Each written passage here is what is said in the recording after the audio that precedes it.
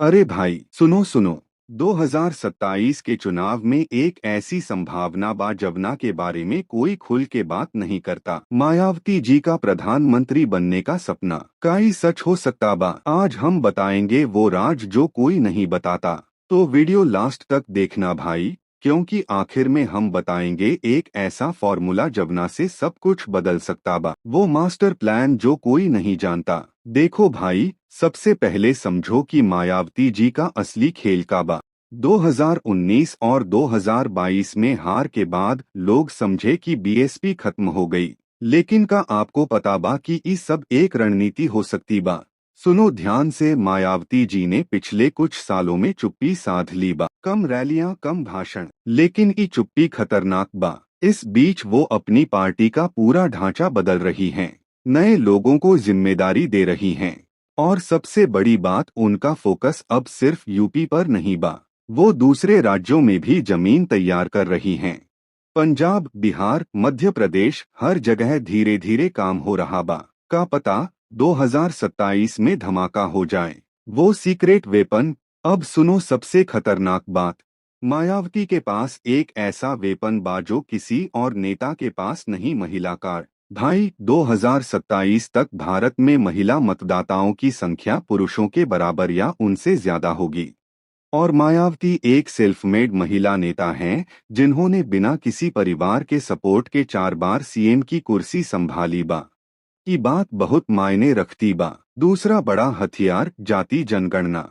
अगर 2027 से पहले जाति जनगणना हो जाती है तो पूरी राजनीति का खेल पलट जाएगा। ओबीसी और दलितों की असली ताकत सामने आएगी, और तब मायावती की सामाजिक न्याय की राजनीति एकदम नए लेवल पर पहुंच जाएगी।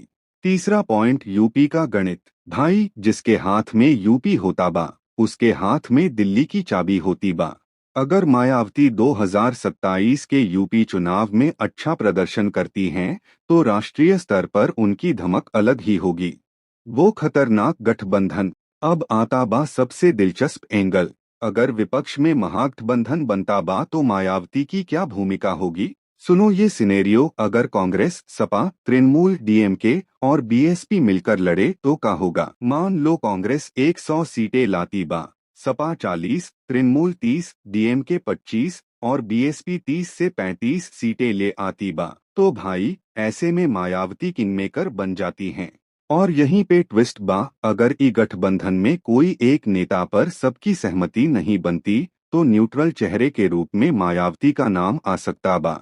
राहुल गांधी को सपा स्वीकार नहीं करेगा, ममता बनर्जी को सपा नहीं मानेगा, ऐसे में मायावती एक विकल्प बन सकती हैं।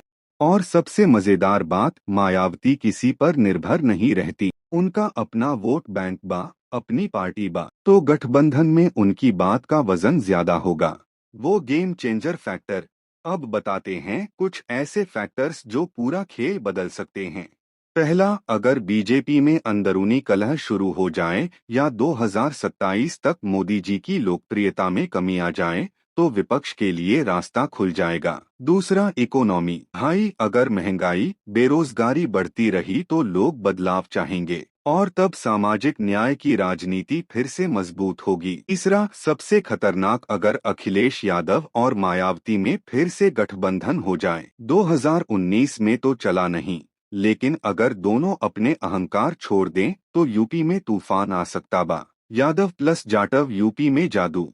चौथा, दलित आदिवासी एकता। अगर मायावती पूरे देश में दलित आदिवासी पिछड़ों को एक मंच पर ला पाती हैं, तो भाई ये वोट बैंक किसी को भी जिता सकता बा। तो भाई सीधी बात, क्या मायावती 2027 में पीएम बन सकती हैं? अकेले बनना मुश्किल बा, लेकिन गठबंधन में किंगमेकर या फिर सरप्राइज पीएम कैंडिडेट बिल्कुल संभव बा। राजनीति का खेल चौपड़ जैसन होता बा, एक पासा पलटा नहीं कि पूरा खेल बदल जाता बा। मायावती ने पहले भी चौंकाया बा, 2027 में फिर चौंका सकती हैं। तो भाई लोग, आपका क्या लगता बा? कमेंट में बताओ, मायावती पीएम बनेंगी का? लाइक करो, शेयर करो और चैनल सब्सक्राइब कर लो। अगली वीडियो में मिलते हैं एक और धमाकेदार टॉपिक के साथ। जय भीम, जय भारत।